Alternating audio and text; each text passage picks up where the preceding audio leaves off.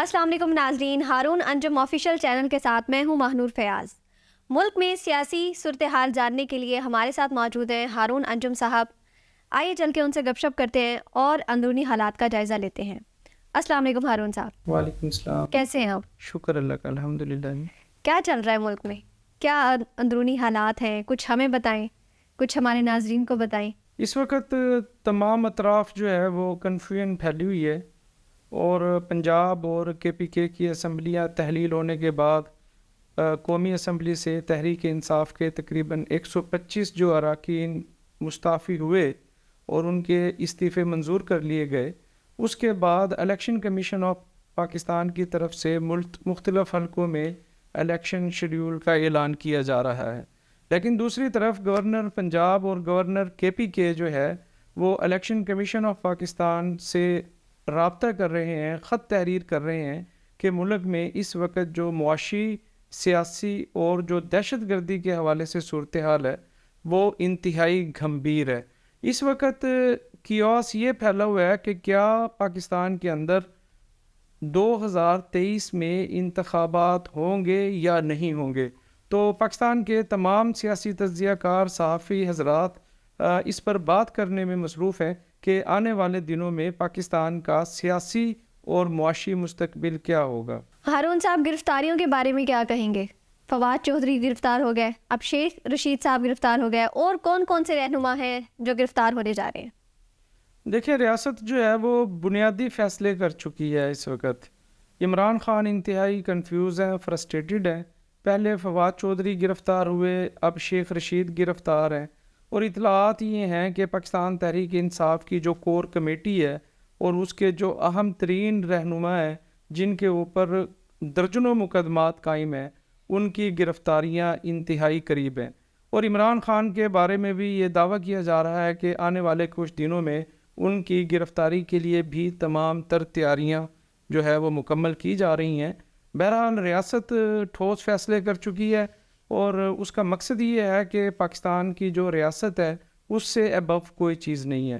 پاکستان کو اس وقت سیاسی استحکام کی اشد ترین ضرورت ہے، اور اس کے لیے ضروری امر یہ ہے کہ تمام سیاسی پارٹیاں جو ہیں وہ مثبت رول ادا کریں۔ ابھی جو ہے ایک ایپیکس کمیٹی کا اجلاس پشاور میں جو ہے وہ منعقد ہوا، اور وزیر اعظم میاں محمد شہباز شریف نے بھی ایک APC کانفرنس کال کی ہوئی ہے کہ جو پاکستان کے اس وقت معاشی معاملات ہیں اور پشاور میں جو دہشت گردی ہوئی ہے، افسوسناک امر یہ ہے کہ پاکستان تحریک انصاف نے ان کا بائیکاٹ کر دیا ہے، اس میں شرکت کرنے سے انکار کر دیا۔ اچھا، یہ بتائیے گا، مریم صاحبہ واپس آ چکی ہیں پاکستان میں، عوام اور پاکستان کے لیے مریم صاحبہ کے کیا اقدامات ہونے جا رہے ہیں اور کیا انہوں نے اپنی پلان کیے ہوئے ہیں؟ اس حوالے سے ہمیں تھوڑی سی رہنمائی کیجیے گا۔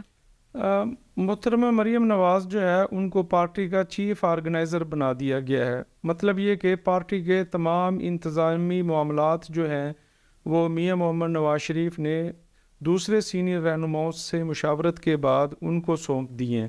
تو پاکستان آتے ہی انہوں نے سب سے پہلا اقدام یہ کیا ہے کہ جو ہارڈ کور ورکرز ہیں PMLN کے، ان کے ساتھ انہوں نے اپنے آپ کو انگیج کیا ہے۔ تو اس سلسلے میں پورے ملک کے اندر تقریباً 20 سے زائد جو ہے وہ ورکرز کنونشن منعقد کیے جا رہے ہیں، اور اس کا جو سب سے بنیادی مقصد یہ ہے کہ قیادت اور ورکر کے درمیان جو گیپ ہے اس کو ختم کیا جائے، پارٹی کو متحرک کیا جائے، اور پارٹی میں جو کام کرنے والے متحرک جو کارکنان ہیں ان کو آگے لایا جائے، اور جو آنے والے دنوں میں جو الیکشن ہے ان کے لیے پارٹی کو پورے پاکستان کے اندر متحرک کیا جائے، اور جو میاں محمد نواز شریف کی جو حکومت ختم کی گئی تھی 2017 میں، اور پھر عمران خان کو جس طریقے سے اقتدار میں لایا گیا، اور آج پاکستان کی جو موجودہ صورتحال ہے جو کہ انتہائی تشویشناک ہے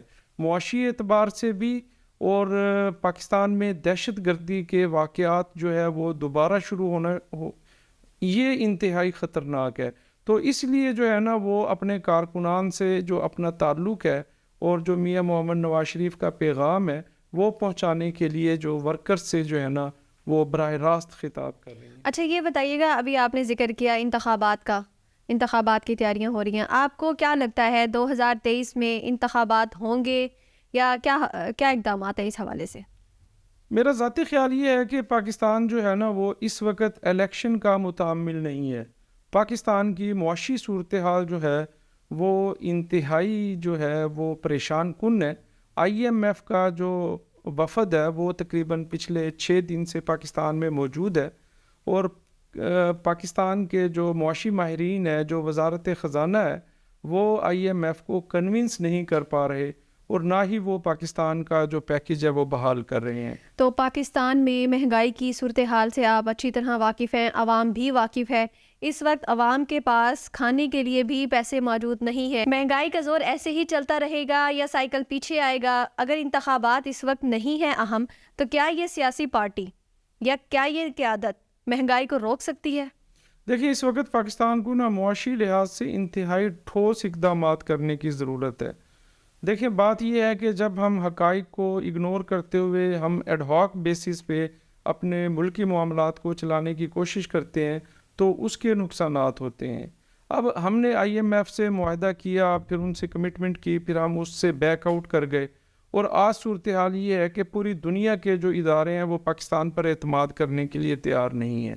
تو ٹھوس اقدامات کی ضرورت ہے. مہنگائی اس وقت بہت بڑا جو ہے مسئلہ ہے، غریب پسا ہوا ہے، اور جو کروڑوں پاکستانی جو لوگ ہیں وہ ان کی دسترس سے باہر ہو گئی ہیں چیزیں، اور لوگوں کو اپنا جو نظام ہے زندگی کا وہ چلانا انتہائی مشکل ہے. لیکن ضرورت اس امر کی ہے کہ پاکستانی عوام قربانی کب تک دے. اس وقت پاکستان کی پوری سیاسی قیادت کو، جو ہمارے فیصلے کرتے ہیں، ان کو پاکستانی قوم کو اعتماد میں لینے کی ضرورت ہے، اور ان کو سب سے پہلے اپنے آپ کو نمونہ پیش کرنے کی ضرورت ہے کہ یہ ہمارے مسائل ہیں، ہماری معاشی صورتحال یہ ہے، ہم ڈیفالٹ ہونے کے قریب ہیں. اگر ہم جو ہے بین الاقوامی اداروں کے ساتھ اپنی کمٹمنٹس کو پورا نہیں کریں گے تو ہم ڈیفالٹ کر جائیں گے، اور جب ہم ڈیفالٹ کریں گے تو پھر ہمارا بطور مملکت ریاست جو ہے نا، ہمارا وجود قائم رہنا بہت مشکل ہو جائے گا. سری لنکا کی صورتحال آپ کے سامنے ہے کہ وہاں پر جو ہے ڈیفالٹ ہونے کے بعد کس قسم کے جو ہے وہ حالات پیدا ہوئے. تو مشکل فیصلے کریں، ٹھوس فیصلے کریں، قوم کو اعتماد میں لیں، اپنے جو ہیں اخراجات، حکومتی اخراجات ہیں، ان کو کم کریں، اور سب سے پہلے پاکستان کی سیاسی قیادت اور پاکستان کی اشرافیہ، اور بالخصوص وہ کاروباری ادارے جنہوں نے پچھلے 30-40 سال میں پاکستان سے اربوں روپے کمائے ہیں، بڑے بڑے کاروبار اسٹیبلش کیے ہیں، وہ اس وقت پاکستان کے ساتھ کھڑے ہوں، پاکستان کی سیاسی قیادت کے ساتھ کھڑے ہوں، اور یہ تمام لوگ مل کر قوم کو اعتماد میں لیں اور ٹھوس فیصلے کریں تاکہ جو ہے پاکستان کی معیشت بہتر ہو. عمران خان کا مستقبل کیا ہے، اور میاں نواز شریف واپس پاکستان آ رہے ہیں یا نہیں آ رہے؟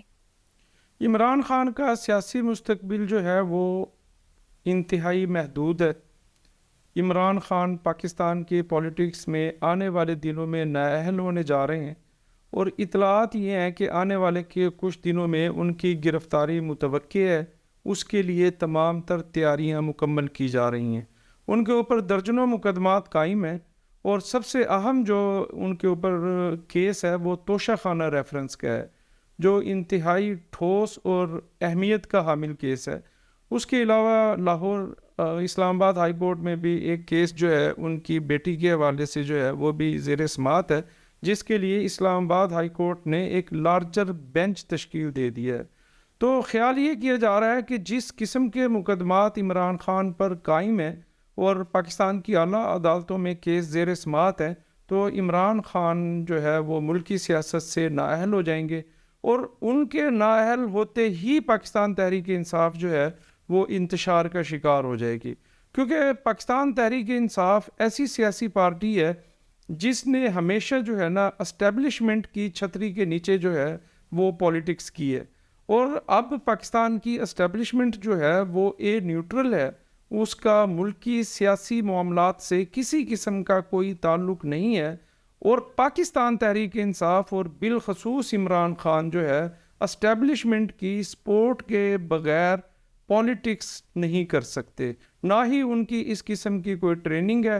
جیسے جیسے تحریک انصاف کے رہنما گرفتار ہوتے جائیں گے، تحریک انصاف منتشر ہوتی چلی جائے گی، اور آنے والے دنوں میں اطلاعات یہ ہیں کہ شاہ محمود قریشی جو پاکستان تحریک انصاف کے وائس چیئرمین ہیں اور ان کے ساتھ دوسرے بڑے تحریک انصاف کے رہنما ہیں، وہ بھی پاکستان تحریک انصاف کو چھوڑنے کا سوچ رہے ہیں۔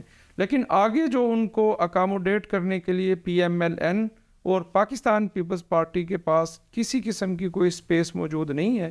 جیسے ہی ان کے کوئی معاملات آپس میں طے ہوئے تو تحریک انصاف کے کافی رہنما جو ہے یا دوسری سیاسی پارٹیوں میں شامل ہو جائیں گے یا وہ جیلوں میں ہوں گے، بشمول عمران خان۔ عمران خان کی پاکستان کی پولیٹکس میں کوئی سیاسی کردار نہیں ہے، وہ ایم کیو ایم کی طرح اور پاکستان مسلم لیگ قائد اعظم کی طرح ایک چھوٹی پارٹی کے طور پر جو ہے وہ پاکستان میں جو ہے نا وہ سیاست کریں گے۔ میاں نواز شریف کے بارے میں آپ کیا کہیں گے؟ میاں محمد نواز شریف کی واپسی انشاءاللہ بہت جلد متوقع ہے۔ مریم نواز نے بھی بہاولپور ورکن کنونشن میں کہا ہے کہ آنے والے کچھ ہفتوں میں میاں محمد نواز شریف وطن واپس ہوں گے، اور اس وقت پاکستان کو اور پاکستان مسلم لیگ نواز کو اس وقت میاں محمد نواز شریف کی وطن واپسی اور ان کا پاکستان میں موجود ہونا پاکستان کے لیے، ان کی پارٹی کے لیے انتہائی اہم ہے، اور انشاءاللہ تعالی وہ جلد پاکستان میں ہوں گے۔